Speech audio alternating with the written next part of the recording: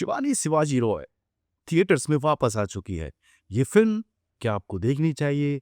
क्या ये फिल्म अपनी पुरानी सीरीज को उसी सस्पेंस, उसी थ्रिल, उसी पेस के साथ आगे बढ़ाती है या नहीं? चलिए जानते हैं इस वीडियो में। हेलो एवरीवन, मेरा नाम है गौरव और सिनेमा वाली बात में आज बात होगी मर्दानी 3 फिल्म के रिव्यू की। फिल्म की कहानी शुरू होती है 2 बच्चियों के किडनैपिंग से। एक बेटी एम्बेसडर की है तो दूसरी बेटी उसके केयरटेकर की। एम्बेसडर की बेटी का केस दिया जाता है शिवानी शिवाजी रॉय को, जो एक हाई प्रोफाइल केस है, और उसके साथ ही वो दूसरा केस भी हैंडल करती हैं। अब जैसे जैसे इन्वेस्टिगेशन आगे बढ़ती है तो पता चलता है कि ये एक ट्रैफिकिंग रिंग से जुड़ा हुआ मामला है जो अम्मा चलाती है, यानी मल्लिका प्रसाद।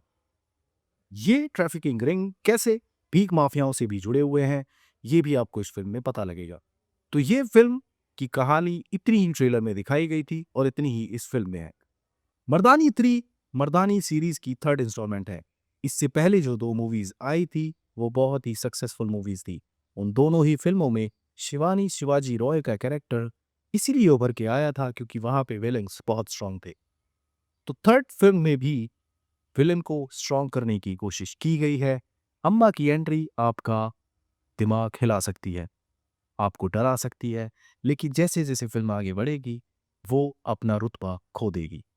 अब क्योंकि ये एक वुमेन सेंट्रिक फिल्म है तो हीरो के सामने विलेन भी एक वुमेन को होना पड़ेगा, और इस कोशिश में अम्मा को ऐसा क्रिएट करने की कोशिश की गई है कि वो और खतरनाक दिखे, और इस खतरनाक दिखने के चक्कर में उन्होंने अम्मा को शिवानी शिवाजी रॉय के घर तक भी घुसा दिया। जहां तक ये फिल्म बहुत अच्छी लगती है, आपको लगेगा कि अम्मा सच में कुछ करेगी।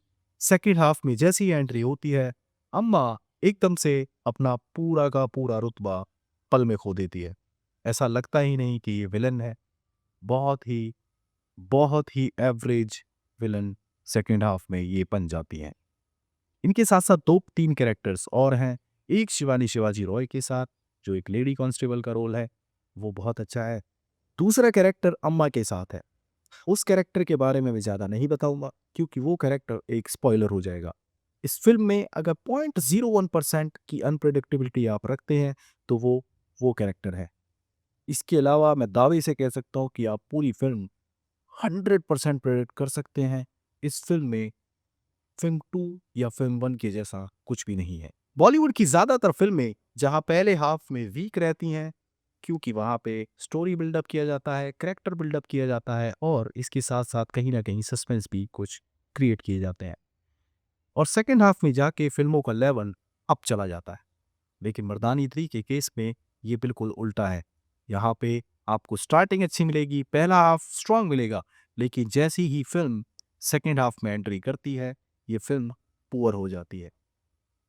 डायलॉग्स के नाम पे कुछ नहीं है, स्टोरी वीक है, एग्जीक्यूशन एवरेज है। इसके अलावा फिल्म में एक्शन के नाम पे कुछ भी नहीं है। वो चोर पुलिस छुपने वाला एक्शन सीन वो कुछ भी नहीं है। आप मर्दानी के 3rd इंस्टॉलमेंट तक आ चुके हो, लेकिन अपनी शेरनी से आप एक एक्शन सीन नहीं करा पा रहे, तो ये आपके लिए शर्म की बात है। मर्दानी 3 एक एवरेज फिल्म बन चुकी है, मैं तो कहूँगा बिलो एवरेज फिल्म। इस फिल्म की राइटिंग कहीं न कहीं एवरेज है, लेकिन उस एवरेज को अच्छा बनाया जा सकता था डायरेक्शन के थ्रू, लेकिन डायरेक्शन भी अभिराज बीनावाला का बिल्कुल एवरेज ही है। इस फिल्म में डायलॉग्स की कमी है, जितने आपने ट्रेलर में देखे बस उतना ही है, और इसमें भी अगर आपका लीड एक्टर कोई डायलॉग डिलीवर करने में गलती कर दे, तो वो फिल्म के लिए एक अच्छी बात नहीं है। रानी मुखर्जी पॉक्सो को पॉस्को कह देती है एक डायलॉग में, जो मुझे सही नहीं लगा। इसके अलावा रानी मुखर्जी पूरी फिल्म को अकेले खींचती हैं। उनका साथ कहीं न कहीं अम्मा पहले हाफ में देती हैं, लेकिन सेकंड हाफ में वो भी चली जाती हैं।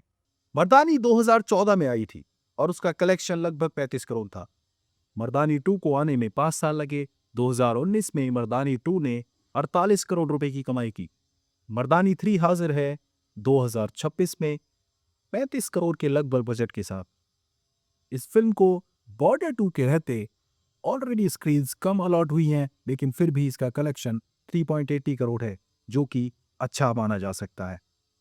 इस फिल्म के लिए चैलेंजेस अब ये है, क्योंकि इसके वर्ड्स ऑफ माउथ ज़्यादा अच्छे नहीं हैं, तो ये फिल्म क्या अपना प्रॉफिट निकाल पाएगी? और सवाल ये भी है कि 5 से 6 साल फ़िल्म को बनाने में अगर लगते हैं, तो क्या ऐसी फ़िल्म एक सक्सेसफुल फ्रेंचाइज़ी को आगे बढ़ाने के लिए ठीक है? आप देखते रहिए सिनेमा वाली बात विद गौरव पांचाल। मिलते हैं नेक्स्ट वीडियो में, तब तक ध्यान रखिए।